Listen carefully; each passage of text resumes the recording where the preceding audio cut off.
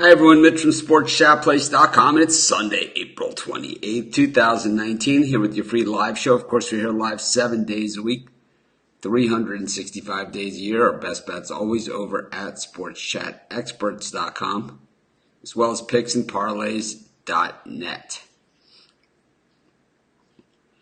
So, of course, we got free picks. Also going to do some NFL draft recap, something that we talked about yesterday. So I came on just a couple minutes early. I know normally, the first 5 minutes or so, we just wait for people to get here anyway. I kind of just kill time, and sometimes I'll address some news that's going on in the sports world. Other times, I don't know, we just kind of talk about nothing. But we do have the NFL draft, and definitely some teams just seem to do a hell of a lot better than others when it comes to this stuff. It just seems that some of these teams just never watch the games. It's like, I think that's what it comes down to. They didn't watch any game film. They didn't look at the final score. They didn't look at the impact or, what players play hard and do things like that. And, other teams, they seem to seriously do that. And what we saw is, I think those are the teams that win against the teams that just have a lot of guys that they call busts, right? And we saw plenty of that. But let's just quickly go over the teams in the NFL draft and see how everybody did. Look at the Arizona Cardinals. They had the first overall pick. You guys know I did not like the Kyler Murray pick. And, I thought Andy Isabella, I'm just glad he didn't go to the Patriots. I think that was really a good part of it. I think getting Gilliard, the center, is going to help, because, Georgia offensive lineman, not going to go wrong there. I think when we look at the Atlanta Falcons, no surprise they went offensive lineman with the first two picks because Matt Ryan on his ass a lot of last season. I thought that the Quadri Allison pick, Pittsburgh, I really liked that one of most of the other ones. But Sheffield was a decent pick out of Ohio State. We go to the Baltimore Ravens. Of course, they went with Brown, the wide receiver. Everybody kind of wants this Tyreek Hill type guy right now. That's what's in vogue in the NFL. We saw it for a while with Darren Sproles too, where everyone always thought these guys are too small to play. Yeah, if you run a 4-1 40 or something, you're not too small to play in the NFL. And we've seen it for a long time, all the way from Billy White Shoes Johnson. I thought the Trace McSorley pick was an interesting pick. Here was a guy that was highly rated for a long time and, didn't, kind of reach those expectations that we thought. Meanwhile, Justice Hill, I imagine he's going to contribute there with Alex Collins being gone. The Buffalo Bills, Ed Oliver was one of our guys that we loved all season in college football. I think he's going to be a beast. This is a guy that gets into the backfield a lot. And Singletary, the running back out of Florida Atlantic, he had a lot of carries in college, but I think he's still going to be fine. And, of course, Jaquan Johnson from Miami, this guy does nothing but make big plays. This guy is the turnover chain guy. This was the turnover chain guy, was Jaquan Johnson. He was the one who had the big interception against Notre Dame last year or 2 years back in that game where Miami routed them. And the Carolina Panthers, a team that, I hated the Brian Burns pick, the first round pick. I like Will Grier there. This is a team where the backup quarterback has played plenty over the years. Jordan Scarlett is kind of a wild card. Remember, he missed all of 2 seasons ago. He was suspended with half the team on Florida, but last season he's played. He's one of those guys that when he hits the hole, he is a home run hitter. And he can grind out the tough one. Florida never really short on talent. Kind of flying through the picks here. And Terry Godwin, he's those Georgia wide receivers, they seem to be wide open an awful lot. When we look at the Bears, they didn't have a ton of picks. They traded for Khalil Mack the year before. They kind of sold their soul the last few years in the draft. And, it shows here, Riley Ridley, that's the Ridley from the Falcons' brother. And I would say he's not as good as his brother, that's for sure. We go to the Cincinnati Bengals. I thought they had a really good draft. I think the Bengals always have had a good draft in recent years. I mean, they went through a long stretch of Achilles Smiths and those type of guys. But I thought this draft was really good. I thought the Jonah Williams pick was good. I thought the Ryan Finley pick, I think that Andy Dalton is kind of on his way out there. I like Trevion Williams, Deshaun Davis. They've done well in the past with with Auburn linebackers. And, Rodney Anderson, like I've said before, Oklahoma running backs, you can't go wrong. You can't go wrong with an Oklahoma running back. These guys seem to always play well at the next level. Cleveland, I thought the Greedy Williams pick a little overrated. We've seen him get roasted a lot this season. He makes a lot of big plays. I thought that, drafting a kicker with the fifth pick, that just sends you a message. Their kicking was horrific, and it cost them games last year. Sheldrick Redwine, the safety out of Miami, here's a guy that started a ton of games. And that's the thing about the Miami players, not at the top of the draft this year. And of course, you guys know I know the Miami guys the best, but those guys were, not necessarily at the top of the draft, but these are guys that started a lot of games. And Miami players in the NFL, you can't argue with the resume there. When we look at the Dallas Cowboys, the Tristan Hill pick, I don't understand it there. I thought it was a little bit of a reach, and we've seen the Cowboys reach in those spots in the past. But then they took Michael Jackson and Joe Jackson. I mean, all they need is 3 more Jacksons, right? You got the Jackson 5, both those guys out of Miami, so both guys that we're familiar with. Michael Jackson started, I think, 40 games at Miami, at least. And Joe Jackson was a force on the defense. But Mike Weber, the running back from Ohio State. So you have Ezekiel Elliott and Mike Weber, 2 guys that knew each other in college. Maybe Mike Weber is the voice of reason and they get more out of Zeke with Mike Weber there. I'm going to guess that was part of the thought process. I thought the Denver Broncos font, I don't know, man. It's kind of high for me for a tight end in the NFL draft. I don't care who it is. Drew Lock, I like the pick because of the high upside, and because of Flacco's there, he's not going to have to produce right away. But I like the arm strength on Drew Lock, and I think it's one thing that you can't really teach. When you go to the Lions, I really hated their draft. Hawkinson, way too high. Way too high. I do like the Austin Bryant pick in the 4th round. I thought big value there. Tavai out of Hawaii in the 2nd round. I mean, come on.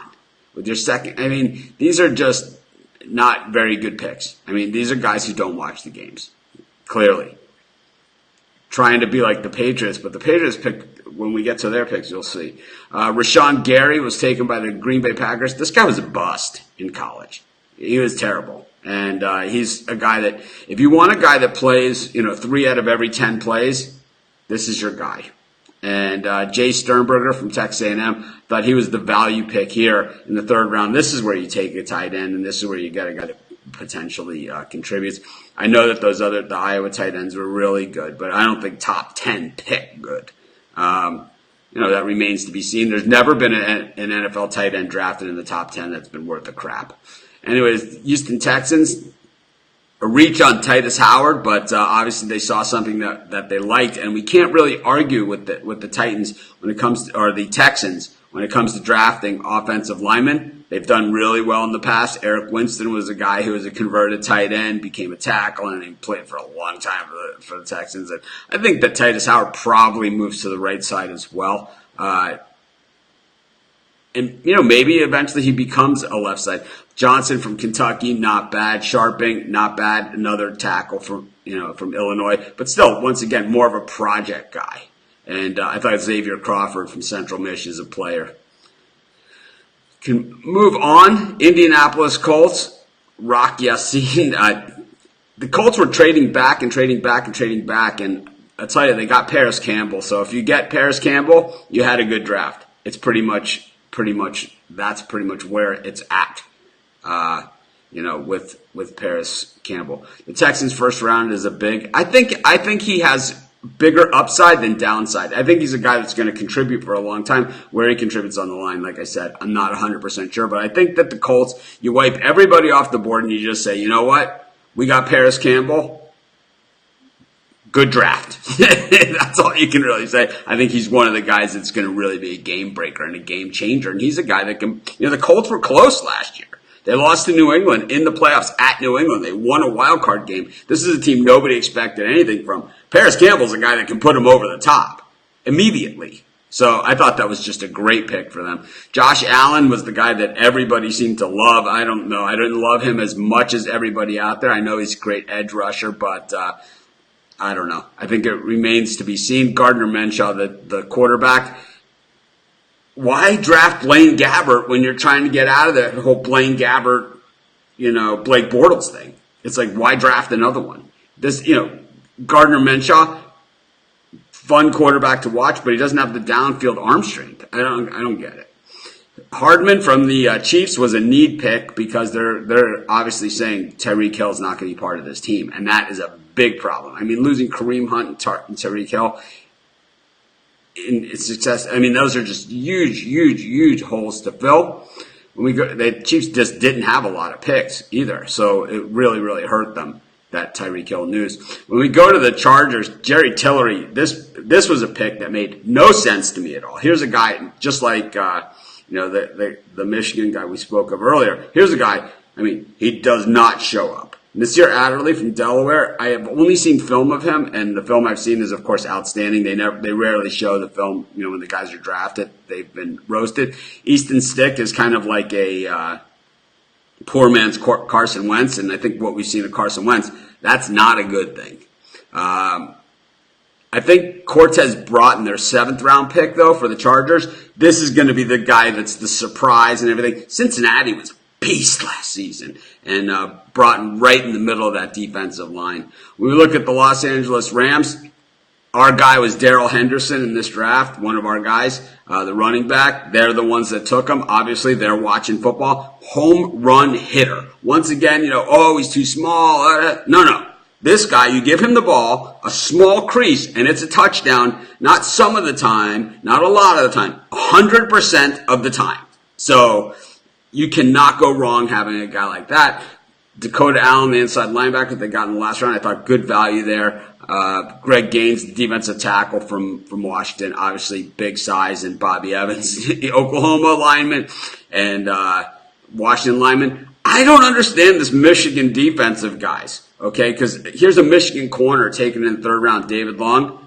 Did they not get roasted every time they played a team that was like a pro style and that had, guys with deep that could beat them deep or with crossing patterns? Did they not get whooped by Notre Dame on the deep ball? Did they not just get absolutely bludgeoned? And if it was a fight, they would have stopped it in Columbus. In that game, they were favored on the road against Ohio State. Let's not forget, right? David Long was the quarterback in that game. He got crushed. I mean, destroyed. The only reason Ohio State didn't score 1,000 points in that game is because the clock ran out on them. Because believe me, it wasn't because Michigan was going to stop them. The Dolphins, I really hated the Josh Rosen trade. I know all the reasoning I hear, that he's not going to be that expensive, he's not all that stuff. This guy is Jay Cutler, Brock Osweiler, Josh Rosen. He just is right in that same line. He sucks. He sucks. Yeah, I don't understand the Giants. I don't know what the Giant fans, this whole fascination with Josh Allen is, and all of this are, I don't know that they passed on. This guy and that guy. It's like the Giants are one of the worst drafting teams there's been in the last 10 years. They stink at it. They absolutely stink at it. They got lucky last year, and, it all remains to be seen with a running back how long he's going to last. But, I mean, let's face it, this is a team that took Eli Apple in the 1st round. Kenny Phillips. This is a team that has no idea what they're doing when it comes to the NFL draft. But we go to the Minnesota Vikings. I loved the Irv Smith pick. The Garrett Bradbury pick, it kind of is just there. The center from North Carolina State, another guy that a lot of people were fascinated with. But the Vikings had a ton of picks, and I thought the Irv Smith pick was phenomenal. Getting him in the 2nd round here when those Iowa guys went in the 1st round, high in the 1st round. Oh, man, that you want to talk about value. You can tell me that maybe the Iowa tight ends are better than Irv Smith. You can maybe make an argument for it. I think he's as good as those guys. And I think getting him in this spot compared to what they paid up for those other guys is not even close. I mean, really one of the better picks of the entire draft was Irv Smith in that spot. I think, the Vikings outside of that, they went for need, and, they've shown in the past that they've been able to do that. They take, the guard out of Oklahoma. I mean, they went to the traditional schools that fill those traditional spots and then reach for specific guys. I mean, this is how you do it. And when we go to the New England Patriots, N'Keal Harry, great pick. Joe Williams, great pick. Chase Winovich, great fit for that team. A high motor guy, right? I mean, this is a guy that we talked about it yesterday. He refused to sit out the bowl game, even though his lazy teammates were all sitting it out. He was like, you'd have to kill me to keep me out of this game. And that is the type of player that the Patriots get. Damian Harris, a steal. He was the starting running back at Alabama. How does he last to this pick, and how do the Patriots always end up with him? Just out of West Virginia, another guy who can play. Frolt out of Arkansas. Arkansas had trouble on the offensive line. I'm not so sure I'd want one of those guys. Byron Cowart's a guy that they love. Stidham, hate that pick. I think Stidham is like, he's not Tom Brady. He's not even close. He's not good. We know that. We saw Stidham at two different schools, Baylor and at Auburn, right? We've seen him pretty much in different systems. He stinks at both.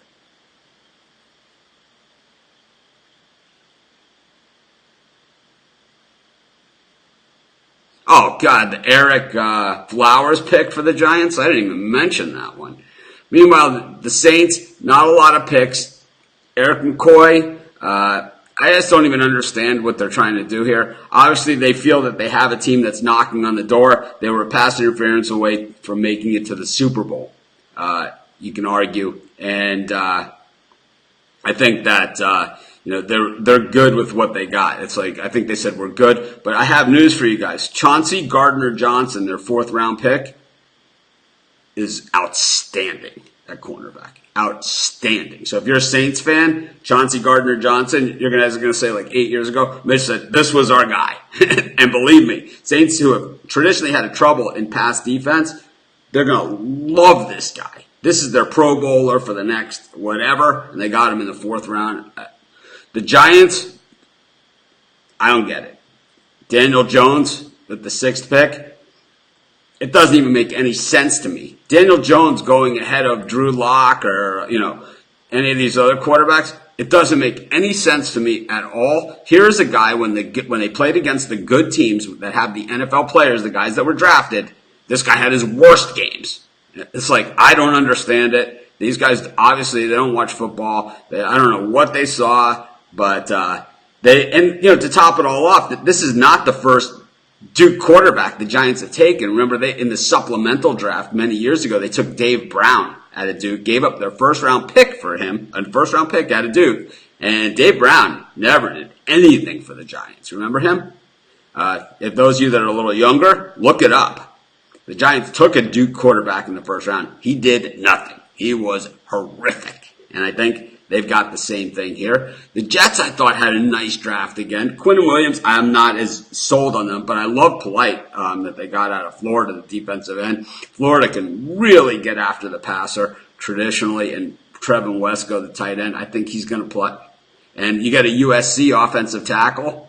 Another thing, these are the traditional schools that produce these type of players. The Oakland Raiders, they took a lot of guys. They tried to get cute. We'll see if it works for them or not.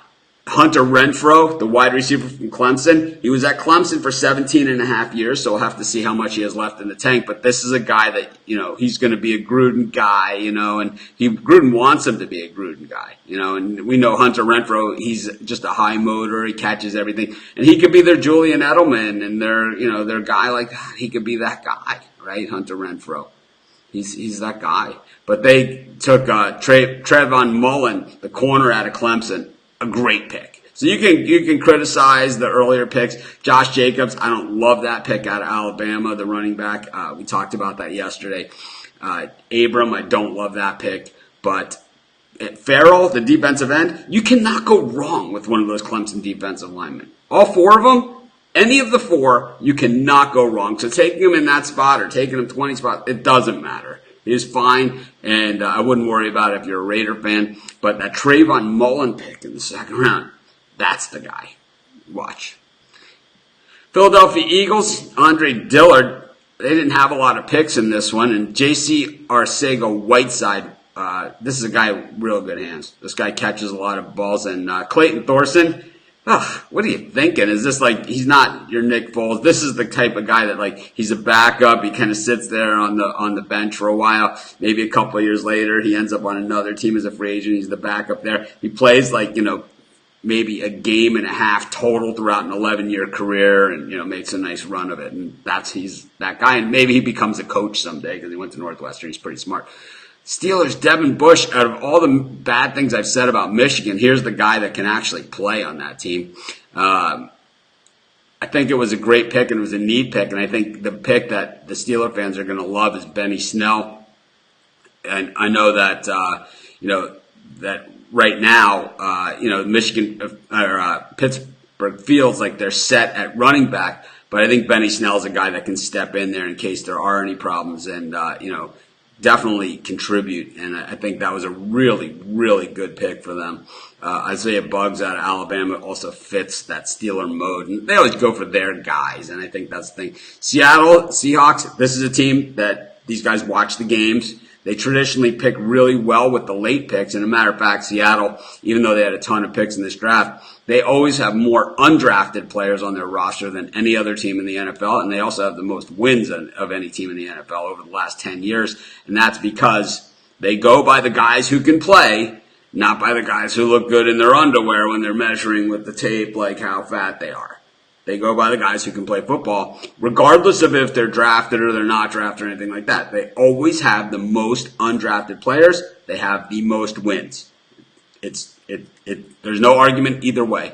But I love the Travis Homer pick, and not just because he's a Miami guy, but because here's a guy that produced big numbers behind one of the crappiest offensive lines you'll ever see.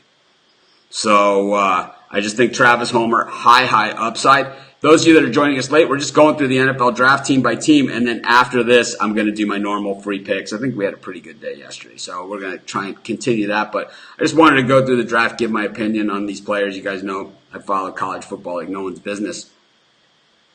So the 49ers, Nick Bosa, I've talked about this in the past. When he's in, I think he's going to be exciting to watch, but here's a guy who comes from not just a personal injury history, but he's also a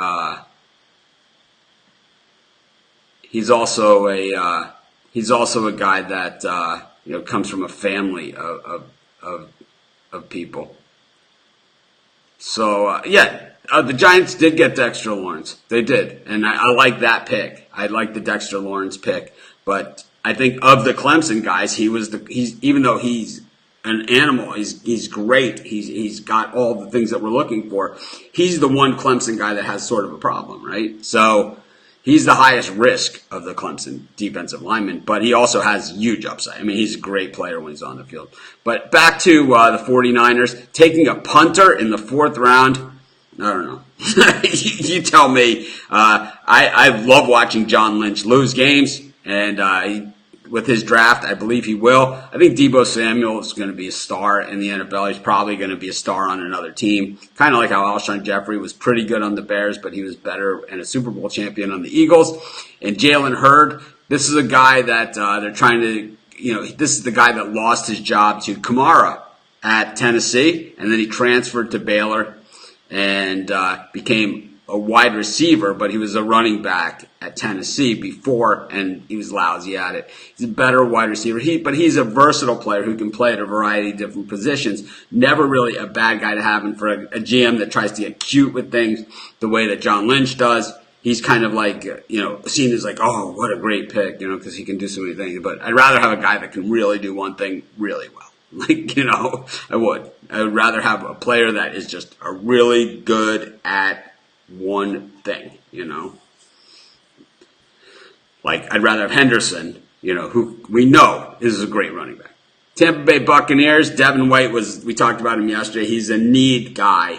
They lost their middle linebacker. They got a better middle linebacker. And, he played in the SEC where he was the best of the bunch in the SEC. Can't complain about that. Another Kentucky player taken on defense and, the Stoops defense, traditionally pretty good. And I know I've been a little critical of these Kentucky players because, the record against the good teams, right? But, I think that maybe mixed in with some other guys that played at some schools that knew how to win big games, maybe they do okay. I don't know, but I don't love this draft for the Bucks. I like the White pick.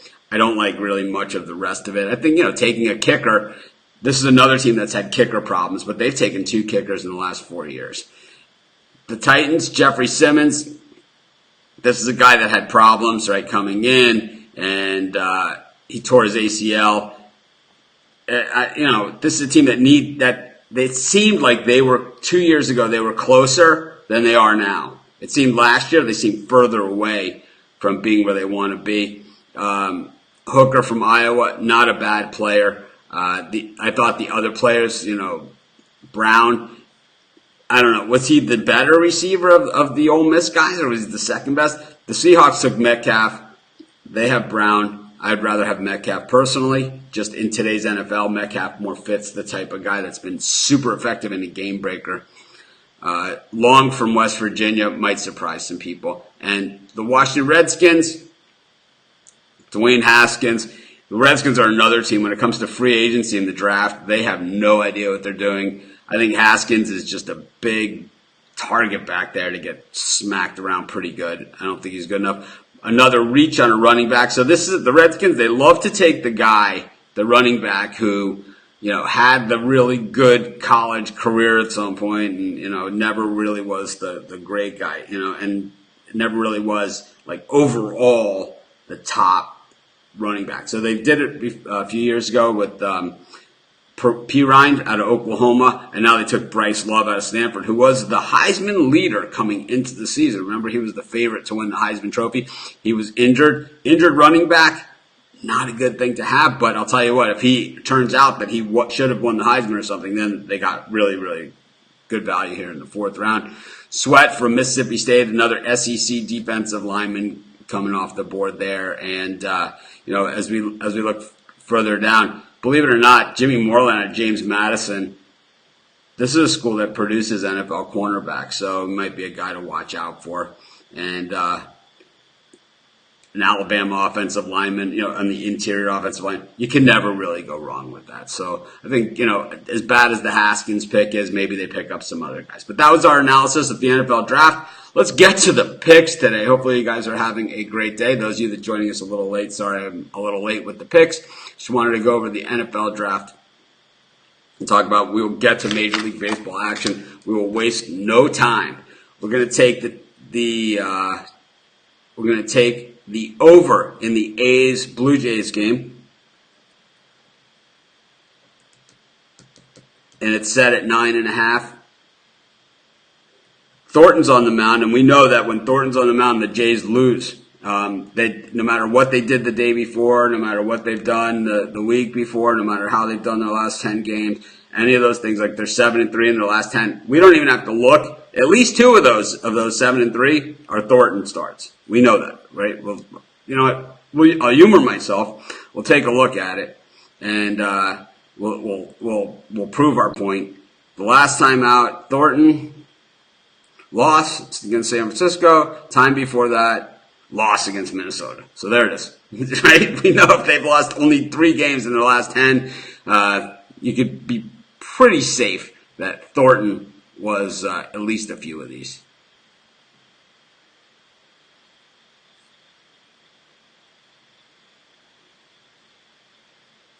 But let's get to another free pick. I'll just run through these pretty quickly, as we took up a lot of time with our NFL draft recap.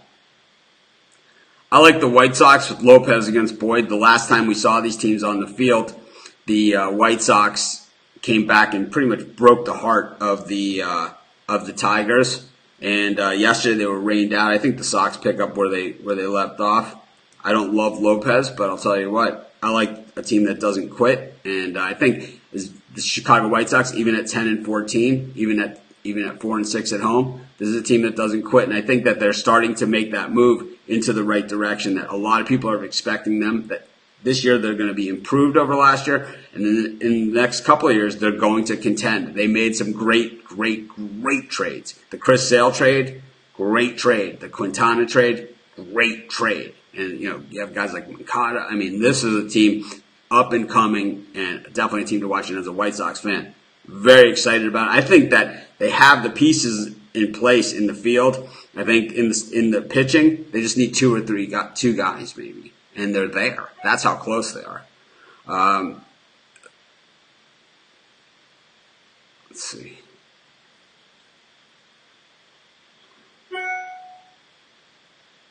I like the Reds with Sonny Gray. I like the way Sonny Gray is pitching in the National League. It's, the American League to National League thing. It's talked about a lot, and I think that with Sonny Gray, I think that we're certainly getting that sort of same thing that we've seen a lot in the past. From these pitchers that have gone from the American League to the National League. One of the weird things that's happened is we have two pitchers here that have gone from the National League to the American League. We got Homer Bailey and Matt Harvey going at it in Kansas City. The total in this one is set at 9, but these guys have pitched really well. I like under 9 in the KC Angels game.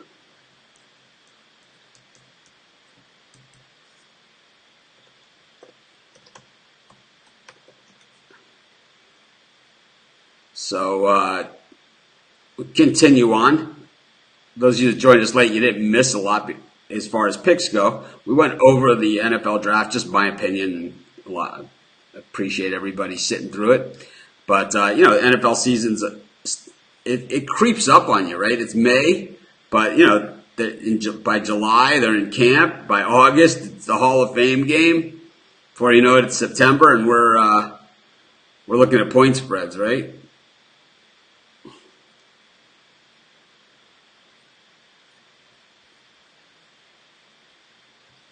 In tonight's game, I like the Astros. I don't love Carlos Carrasco is a guy that I generally don't love. I've been pretty harsh on Carrasco over the years. He's proved me wrong a lot of times. But one thing that we know about Carrasco is that he does really well against the American League Central teams. So the Tigers, the White Sox, and the Twins.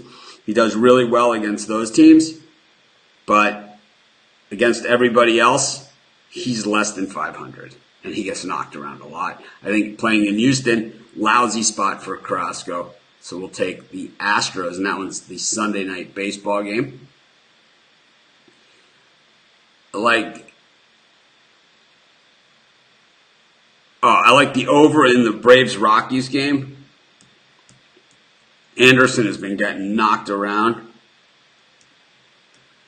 And Gausman, I never liked this guy. In fact, I would love to take the Rockies here, but Anderson has been so bad. But the Rockies have been really good. And here's something like that we kind of talked about yesterday, where so much, we talked about this in the Padres game, where we were getting plus 170 on the Padres against Strasburg yesterday, and we gave that one out, right? That was one of our picks. All the ones that we kind of reasoned on how we got there yesterday, we won all of those games. Every single one of them. The Rays, the Padres, the Blue Jays, right? The Twins minus 2.5.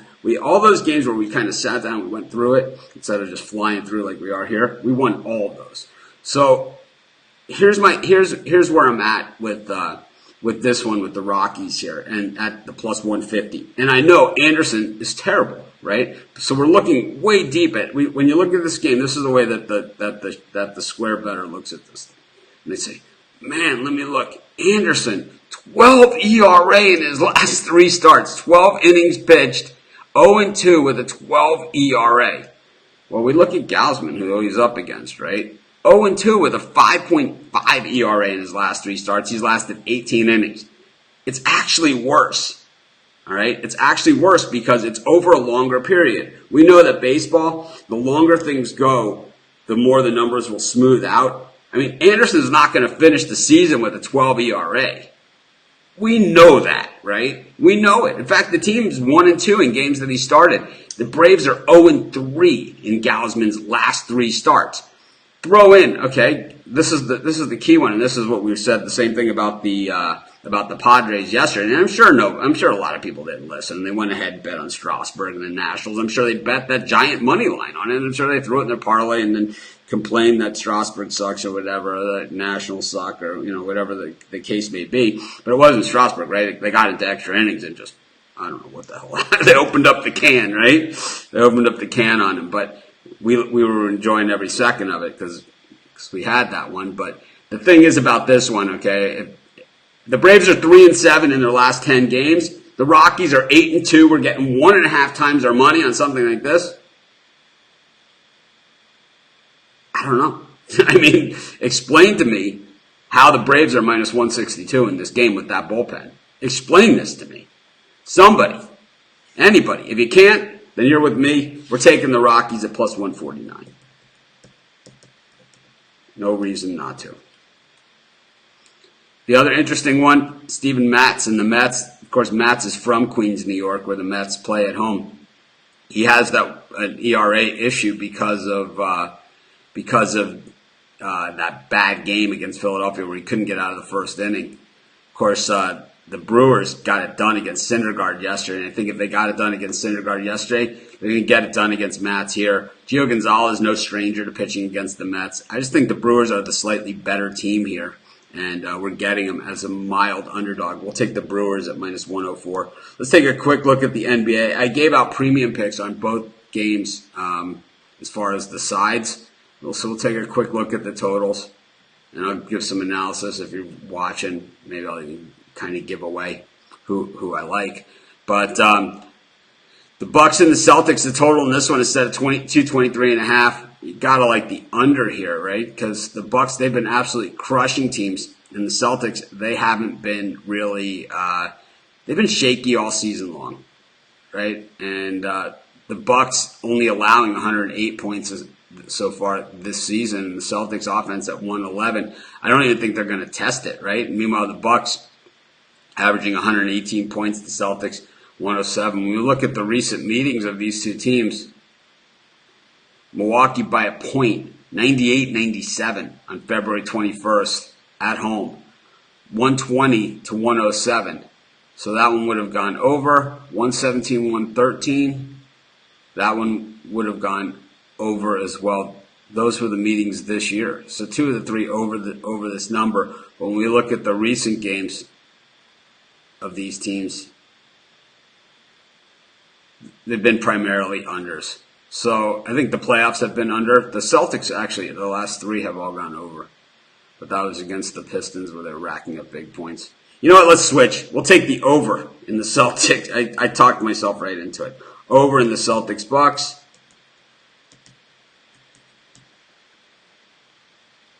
Talked myself clear into that. I was thinking under all the way. See? And it happens that fast. You know, this is why it's not a premium pick. I'm kind of wishy-washy on it. I would say tread lightly there if you're betting the total. And then in the Warriors-Rockets game, these are two teams where it's expected that they're going to, just light up the scoreboard. 8 of the last 10 meetings of the Rockets and the Warriors have gone under. 8 of the last 10. But the last game, or 2 games ago, the total was set at 231.5. Here's only 224, and they scored 230. The game before that, on January 3rd, they went to overtime, and they went over. That's the only one that's gone over in the last 2 years between the Rockets and the Warriors is a game that went to overtime. So unless you think this game's going to overtime, it's the under in the Rockets-Warriors. All right, we gave out our opinion of all 32 teams of the NFL draft. We took the over at 9.5 Jays-A's game. The White Sox plus 109. The Reds plus 120. The under in the... I can't even read my own writing. KC against the Angels game. We took the Astros minus 110. The over in the Braves-Rockies game. We also took the Rockies plus 149. I think that's our best bet of the show would be the Rockies plus 149. Brewers minus 104. Over in the Celtics. Bucks under Warriors-Rockets. This is Mitch. Thanks for joining me. Have a great day. I'll see you guys tomorrow. I'm going surfing.